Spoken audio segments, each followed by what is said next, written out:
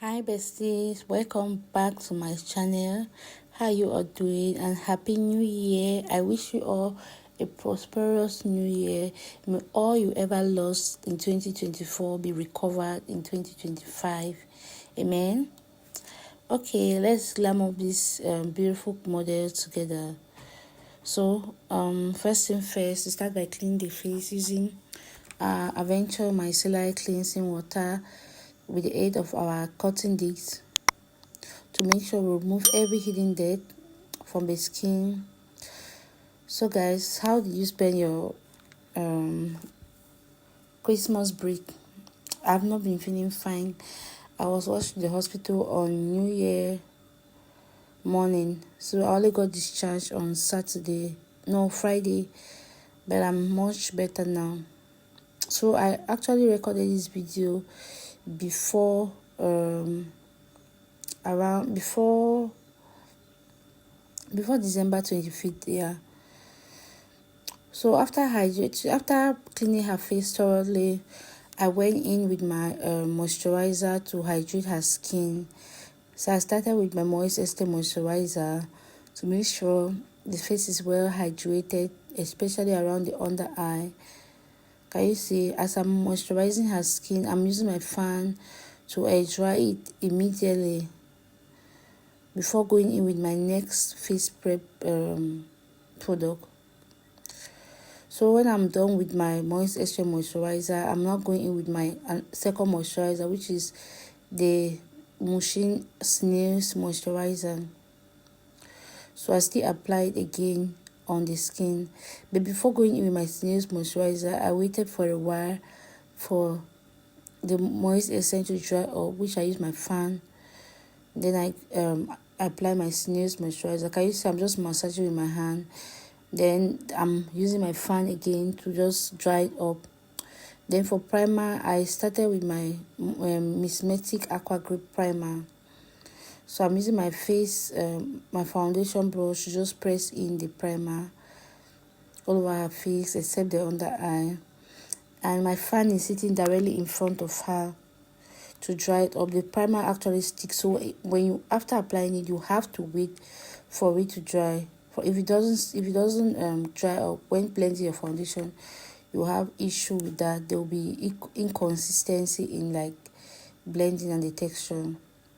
So when I was done with that, moving on, I went in with my V Beauty mattifying primer and just applied all over her face except the under eye. So for foundation, I'm using my Avo foundation and my V Beauty foundation. I mix the two shades to get her skin tone. Can you see? So before I apply my foundation, to lock and finalize the face prep, I went in with my Kiss Beauty setting spray. So to blend the foundation, I make sure my beauty sponge is very damp. Yeah, you know what it means when something is damp, right? Make it wet, but water should not come out from it when you compress it. So moving on to contour, I'm going in with my foundation, which is 2 shades darker than her skin, which is my Avo foundation. Can you see where I apply underneath the cheekbone, the temple, right? And I'm also going to apply on the side of the nose. But before applying on the side of the nose, I make sure I have to apply my highlighter first. So at this point, I was just blending. So for blush, I mix those 2 shades to get that deep orange shade. So I just applied around the upper of the cheek, blend and move towards the temple. Did the same thing for the other section. So when applying your blush, right, when choosing the blush color, you have to be very mindful. Like for light skin people, I usually go in with orange or pink. I don't use red blush on my light skin client. I only use red blush on dark skin model, right? So blush is meant to give the face warm and color. So moving on to concealer, I'm using the Nuban Beauty concealer. So I'm using this lighter shade. I just applied around the area which I want to be highlighted. That is the chin, the under eye, the bridge of the nose, and the forehead. So I apply the lighter shade around the inner corner. Then for I went in with a darker shade. When I say darker, it doesn't mean it's too dark. It's just one shade, two shade darker than the previous shade. So I apply it around the outer corners. Then I just blend again using another clean section from the same beauty sponge. So to blend the concealer around the under eye, I start blending from the outer corner of the eye, moving towards the inner corner. Yeah. So as I'm blending, I'm making sure I'm taking care of the line, separating the concealer and the blush such that there will be no demarcation. So moving on to the nose, I just blended everything, making sure everything is even. And when I'm at the forehead, I make sure again I place my line on my beauty sponge on the line separating the highlighter and the contour, such that when I blend, it will take care of the demarcation. So to conceal the nose, not conceal, to contour the nose, I'm going in with my darker shade of foundation again, which is this time I'm using one shade darker. We don't want to use two shades darker, it will make the nose look too dark. So I'm using one shade darker foundation to contour the nose. After that, I melt down the powder effect using my Kiss Beauty setting spray, then dry it up with a fan. So to set the face, I'm using Miracle setting powder in the shade Ginger. So for the setting powder, when you pick up the setting powder using your damp beauty sponge, make sure you pat you dust off the excess setting powder. You just want to use one layer of the setting powder, right? We don't need, when setting, we don't need too much setting powder. So in order to get that, you pick up the setting powder, dust it up at the back of your palm, and press it in. So after setting the area again, I now went in with my powder from my Beauty powder palette, which is equivalent to the skin tone, and just set all the blank spaces, that is the area which has not been highlighted, including the contour region, the blush region, right? So I'm using my soft fluffy brush from Now. Yeah, can you see?